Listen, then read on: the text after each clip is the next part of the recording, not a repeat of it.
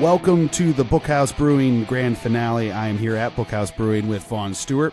We have moved on to, it's a UK Pale. Mm-hmm. So tell the people a little bit about this and what it is and what's the difference between a UK Pale and a US Pale. Sure. So the name of the beer is Brick and Mortar. It is a UK Pale Ale. It's 5% alcohol by volume.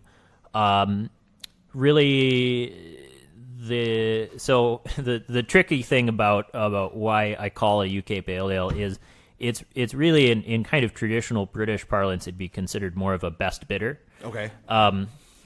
Bitter as a name and as a style and as a concept has not always had positive marketing connotations in the U.S.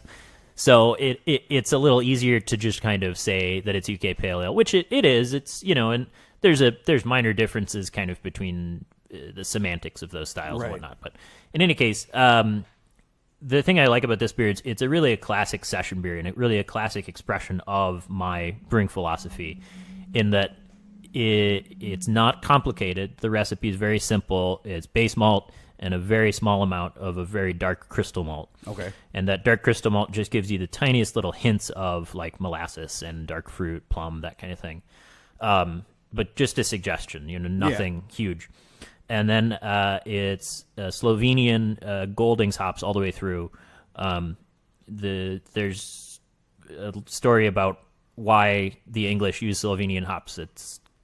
That's a whole other thing. In any case, I got these from Joel at Goldhorn. Okay. Because they're I believe the signature hop of his Polka City Pilsner. Oh, okay. And so I knew that his supply was good and they taste great. And so in any case, it's a good beer. Yeah, and it's a great beer and it's so the hop character, it's balanced and barely noticeable. Like you just get this suggestion of kind of herbs or of Earl Grey tea, of just the tiniest little hint.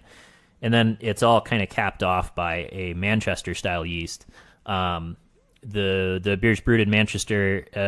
It's a northern English city, and so as is traditional for like your Sam Smiths, your Newcastles and whatnot, the yeast tends to really push out the malt character.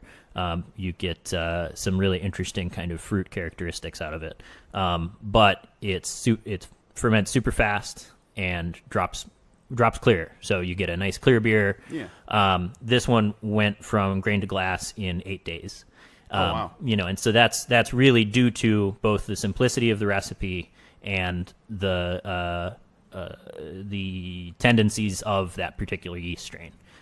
So in any case, all that technical stuff is to say that the beer itself, it's a nice balance between malt sweetness and the bitterness of the hops. There's suggestions of character from the yeast and from the malt, but really everything is kind of designed to just be background, right? And it's designed to be kind of just interesting enough that you want another sip, but again, not so much that it's distracting or hard to drink or anything like that. So, and you can have a couple without feeling... Exactly, and you can have 2 or 3 or whatever, and still be in decent shape. Right, absolutely. Yeah. And it's so funny you talk about I was talking to Mike over at Masthead about using the word like certain words that turn people off, rye and bitter being the two that we got into. And it's just like, it's so funny that you hear IPA, you're like, yes, I want that. But then you call it a bitter. Like, no, I don't want it's the same thing, but you want it still. Right. You still want it. Right. But it's just so funny that a word can do that to a person's mind. Yeah. So this is the point where I go into my diatribe about the history of taste and bitterness. So, they're evolutionary biologists that say that humans, mammals in general, we evolved to seek out sweetness and to avoid bitterness. And there's a couple of reasons behind that. The avoidance of bitterness is due to most of the time in nature, like in natural settings, bitterness is indicative of poison. Oh, okay. So you want to avoid bitterness, right? Because it's a plant defense mechanism. It's so on and so forth. And you just over time, our lizard brains learn, avoid bitter.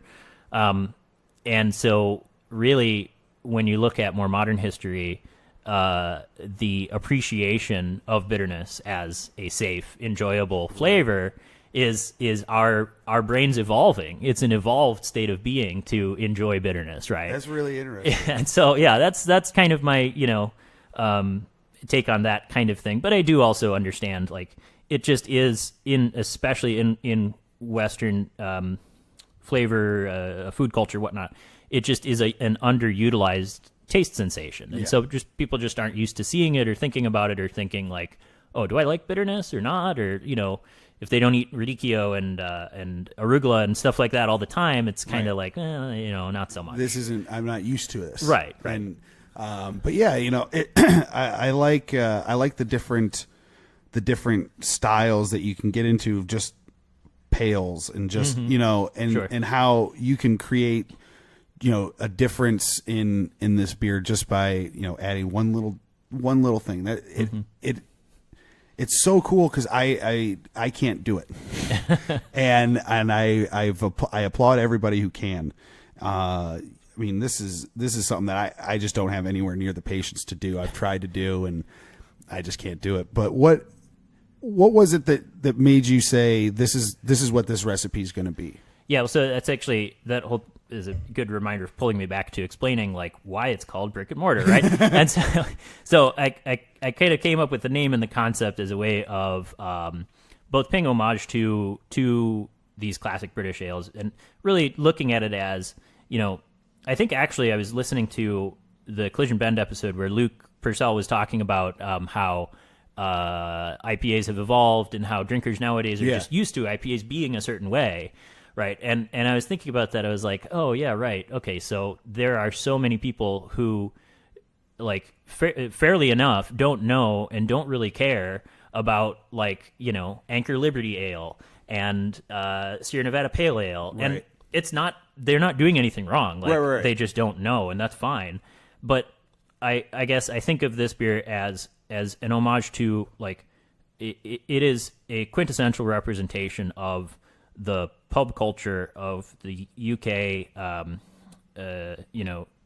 public house of that whole kind of concept, as well as in Western Europe, the beer cafe surviving in the Netherlands and Belgium and so on. But that the fact that existed, in the 70s and 80s, and your Ken Grossmans and Fritz Maytags of the world got exposed to that culture and said, this is something distinct and interesting, and then thought, I'm going to do this in America, essentially. Right.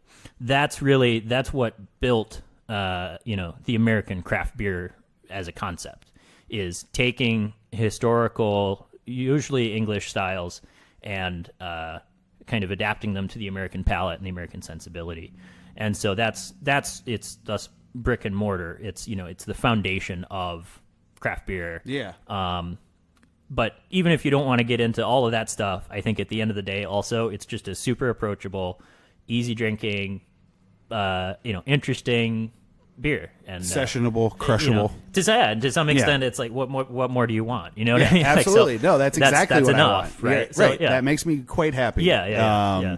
I want to be able to know I can walk out the door, and so that's the perfect deal for that. If you wanted to eat with it, what would you say? So, I mean, the traditional kind of English pairing, I think, would be like fish and chips, or maybe not so much like a meat pie, but something along those lines. The American version is cheeseburger and fries. It's a pretty food-friendly beer in that it's a fairly neutral palate to work with. So, absolutely. Yep. I have a questionnaire here that I do at the end of the interviews. It's called Between Two Hops. Okay. The name is taken from Zach Galifianakis, but the questionnaire is taken from James Lipton. So we're just going to get into this a little bit, and we'll go down the line. Vaughn, what is your favorite style of beer to brew and to drink?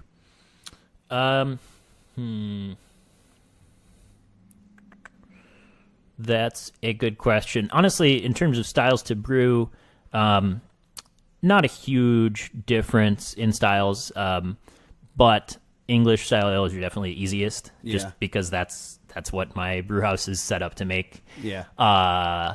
And in terms of favorite style to drink, honestly, it kind of changes day to day. But a lot of times I really do find myself just going for a Pilsner. Yeah. At the brewer's end beer. of the day, Yeah. give me a Pilsner, give me a lager, Yeah. give me a good after work beer. That's been my go-to lately too. And again, I like that resurgence in those styles. What is your least favorite style to brew and drink? Or maybe just one you don't seek out. I mean, it actually, most higher alcohol beers, I'm not, I can make them. I have made them. I have a 12.5% quad on right now. But it's just not where my interest lies, I guess. And, at the same time, that's not to say that I avoid drinking them, because I do enjoy really well-made ones. But, yeah, I don't know. In terms of least favorite style to drink, I guess, I mean, to take the easy way out, like American Light Lager. Okay. Just because at that point it's like, I don't know, I'd rather have a normal Pilsner or a glass of water. Right. Like, either way is fine. Yeah, absolutely. What profession other than your own would you like to attempt? Honestly, the thing I think that keeps me engaged in brewing is how manual and how hands-on it is. And so I guess the romantic side of me that has no regard for, basic income and Right. and whatnot, would be just anything where I'm working with my hands, especially if it's outside, and that's, I think, a lot of people's kind of just like, if I had my druthers, I'd, Right. just work outside and, Just, be self-sufficient. work with your hands, all that kind of stuff. It's very satisfying. That'd be the life, man. Yeah. What profession would you not like to attempt? I guess in a way that ties back to my least favorite part of brewing, which is all the record keeping. Oh yeah. Bookkeeping, all that kind of thing. Like I muddle my way through it and make it work, obviously. Right. But it's definitely the least. It's just the least compatible with my brain. Yeah, I guess. I'm the same way, man. Like, you throw paperwork in front of me. Ugh. What hurdles did you personally face when opening this, and how did you overcome them? A lot of the hurdles we ran into, my partner Luke and I, were having to do with, I guess, just kind of being optimistic and assuming that everything would go quickly and to plan and that kind of thing, which is, I know, kind of a cop-out. But it's basically, you can always rely on yourself and your partners and stuff to get things done and to have a certain perspective. And I think part of any challenge is figuring out how to work with other people and how to get the best results when, you have to make a certain decision that you weren't anticipating making, or a compromise, or things like that. And I think your ability to navigate that with some modicum of professionalism is just, it's any job, it's any industry, right? So absolutely. What was the most interesting trend in the craft beer industry that you saw in 2018? In 2018, interesting, I guess you could define in a couple ways. The whole seltzer thing has been interesting. And along similar lines, I guess a more positive look on it is the no alcohol or low cal beers. Those seem to be coming up more from the bigger brewers. Yeah. It's an interesting area that I think is worth exploring. But I think it might take a while for it to really catch on in a big way in Cleveland. Right. But yeah, it's an interesting area. Quick side note on that. My buddy, he's NA. He doesn't drink alcohol, but he likes to be trying a lot of NA beers. Sure. And he's pretty much tried everything now, but he's always wanting to come out with me to a place and hope one day that one of them will brew a craft non-alcoholic for him. And then luckily Brewdog's Nanny State started coming into the state, and he talk about something about going back to that bitter conversation. Right. So someone who drinks like Labatt NA or Coors NA or Klosch Taylor NA, going to an IPA NA, that was a big transference for him. He had to really. He said it's not bad. It's just I had to get used to it because his brain wasn't trained to like bitterness, right? And it was very much the bitterness that he had to get used to. Yeah, but he's like, it would be good, but not my daily drinker. But anyway, it was just interesting that you see it. I would love to see the NA come up more in craft beer as well. Sure. Just because I have that personal vested interest. If you had to pick a least interesting trend for 2018, or just something you didn't really want to jump on the bandwagon for? I don't know. I mean, I think it's hard to parse that exactly, except that one thing that this is just industry wonk stuff, but basically a lot of the beer industry in air quotes, is very concerned about marijuana's intrusion on the alcohol market. Obviously in Ohio, it's a non-issue. Right. But in California and Colorado and Washington, there's a lot of kind of brow furrowing and concern about whether marijuana is going to take market share from beer and from craft beer specifically. And, and there's people talking about CBD oil beverages and hemp, all this stuff. Yeah. That to me, it's a trend. I mean, it's a trend, but it's also, I think, and I don't have a problem with it as a concept, but I guess it's just more that like it's a trend, but it's also so limited in its applicability right now to where the federal government is and stuff like that. So yeah, absolutely. Yeah. What is one piece of practical advice you would give someone starting out in the craft beer industry? Practical advice, I would say,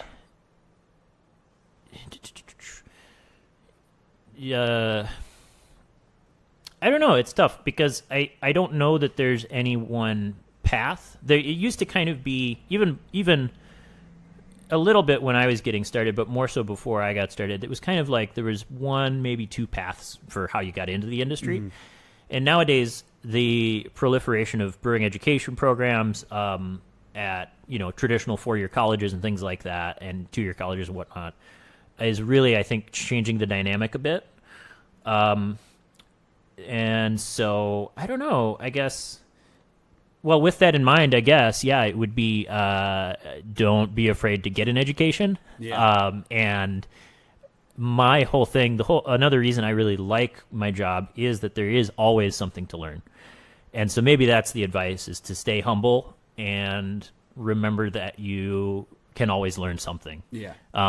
Because it's really, I mean, between professional organizations like the Master Brewers Association of the Americas, which Andy down the street is, one of the main dudes involved with, right, to, just, again, the increase of formal brewing education.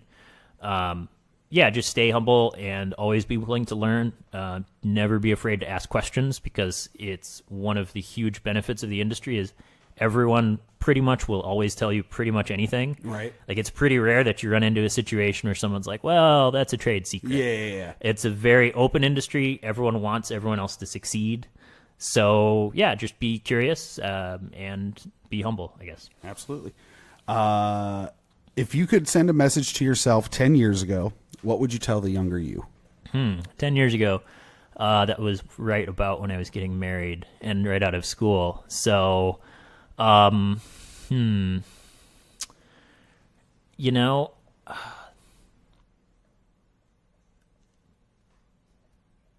know.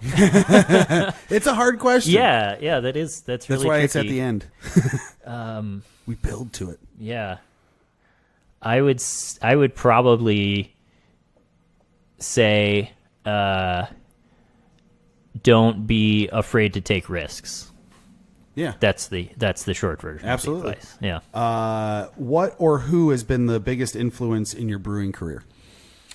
I I've had a lot of really helpful role models and teachers and bosses throughout the years. So it's hard to say, like, to pinpoint to one thing. So I think it to some extent, really, it does go back to the connection to homebrewing, I guess. Mm-hmm. Yeah, is because homebrewing as a concept and as a hobby and as an activity, it's such a weird thing. It's such a weird thing that it exists at all. But it's essentially, it's this really strange microcosm of like the miniaturization of a profession, which is really where it all started, was like people trying to do what commercial brewers do, but at home. Right. Which is a very strange thing to think about. Like, you don't go to a tire factory and think, oh, I want to make tires at home. Make rubber. You know what I mean? Like, it's a weird, yeah, and so it's just this strange and very American, like it's very much like a can-do attitude, like against all odds, I'm gonna just make it happen.